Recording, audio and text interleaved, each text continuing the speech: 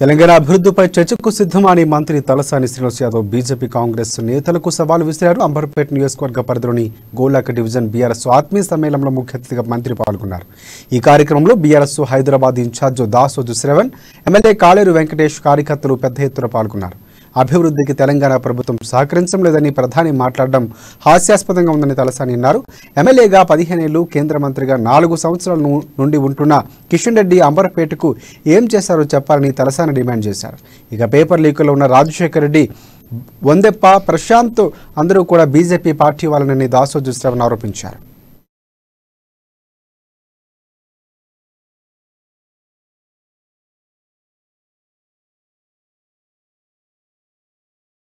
అందరూ సుఖ సంతోషాలతో ఉండాలి. తప్పకుండా ఈ ప్రభుత్వం మీకు అన్ని విధాలుగా అండదండలు ఉంటుంది. రెండోది, ఈ అంబర్పేట నియోజకవర్గానికి ఒక కుటుంబ సభ్యుడిలాగా కాళేరు వెంకటేష్ గారు ఉంటారు అని చెప్పి నేను ఈ సందర్భంగా తెలియజేస్తా ఉన్నాను. వారికి మా పూర్తి సహాయ సహకారాలు ఎల్లప్పుడూ ఉంటాయని చెప్పి నేను ఈ సందర్భంగా తెలియజేస్తా ఉన్నాను.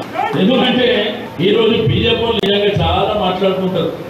కిషన్ రెడ్డి అయితే లక్కీ లాటరీ, ఈయనేమో నేను ఓడగొడతా అంటే ఓడగొడతా అని చెప్పి ఆ రోజు 2014లో ఎలక్షన్ జరిగినప్పుడు మరి గౌరవ ముఖ్యమంత్రి గారు చాలా మంది టికెట్ అడిగిన వాళ్ళు చాలా మంది ఉన్నప్పటికీ ఆ రోజు కూర్చుంటే వెంకటేష్ గ్యారెంటీ ఓడగొడతారు కిషన్ రెడ్డి అని చెప్పి అది జరిగింది.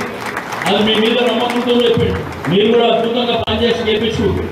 కాబట్టి చిన్న చిన్న అంశాలు ఉంటాయి, అది ఏదైనా ఉంటే పార్టీ మేము కూర్చొని మాట్లాడుకుంటాం. కాబట్టి మీ అందరూ మళ్ళీ ఒకసారి